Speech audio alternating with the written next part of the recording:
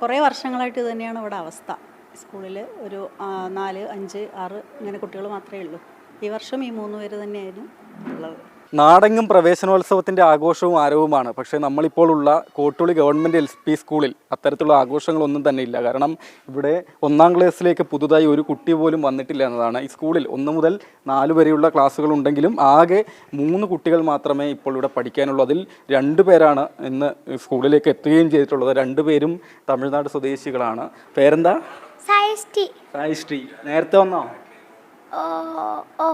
സായിശ്രീ എത്രാം ക്ലാസ്സിലാ? 3. സായിശ്രീയുടെ ചേച്ചിയാ? യെസ്. ചേച്ചിയുടെ പേര് ദുർഗ അല്ലേ? ദുർഗ എത്രയില്?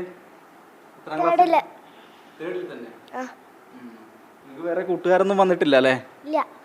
നാട്ടിൽ പോയോ? നാട്ടിൽ പോയിട്ടില്ല. സംസ്ഥാനത്തുടനീളം ആഘോഷമാണ്. പക്ഷെ നമ്മുടെ സ്കൂളിൽ അങ്ങനെ ഇല്ല. നമ്മൾ ഓൺലൈനായിട്ട് പ്രവേശനോത്സവം കാണുന്നു, അത്രേ ഉള്ളൂ അല്ലേ? കുട്ടികൾ കുറവാണ് ഇവിടെ.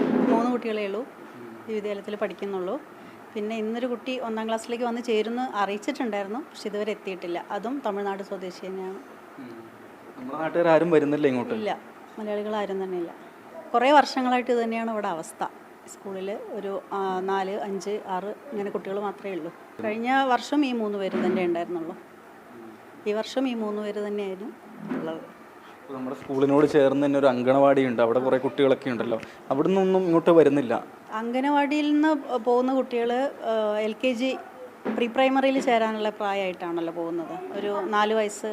അപ്പോൾ ഇവിടെ പ്രീ പ്രൈമറി തുടങ്ങുകയാണെങ്കിൽ ഒരു പക്ഷേ ആ കുട്ടികൾ ഇവിടെ വന്ന് പഠിക്കുകയും 1ാം ക്ലാസ്സിലേക്ക് അവർ ചേരാനും സാധ്യതയുണ്ട്. പക്ഷേ നിലവിലിപ്പം പ്രീ പ്രൈമറി തുടങ്ങാനുള്ളൊരു സാഹചര്യമൊന്നും ഇവിടെ ഇല്ല.